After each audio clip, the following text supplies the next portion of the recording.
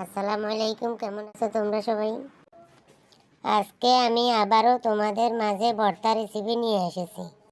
এখানে কয়টা পেঁয়াজ টুকরো করে নিয়েছি, রসুন কুচি করে নিলাম, কয়টা শুকনো মরিচ নিয়ে নিলাম, এখানে কয়টা শিং মাছ টুকরো করে নিলাম। তারপর কড়াই দিয়ে তেল বসিয়ে দিলাম।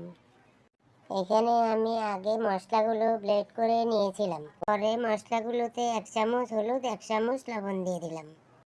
এরপর মশলাগুলো ভালোভাবে নাড়া দিয়ে ঢেকে দিলাম। 2 মিনিট কষানোর পর টুকরা করা শিং মাছগুলো দিয়ে দিলাম। এরপর ভালোভাবে কষিয়ে নিচ্ছি। কষানোর ভেতরে সুন্দর একটা ঘ্রাণ বেরোচ্ছিল। এভাবে কষানোর পরে 2 কাপ পানি দিয়ে দিলাম। এরপর ঢাকনা দিয়ে ঢেকে চুলার আগুন কমিয়ে দিলাম।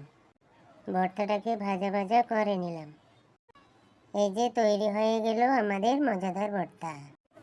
ভর্তাটা তোমরা বাসায় বানিয়ে আমাকে কমেন্ট করো। ভিডিওটা ভালো লাগলে লাইক করো, কমেন্ট করো, শেয়ার করো। আল্লাহ হাফেজ।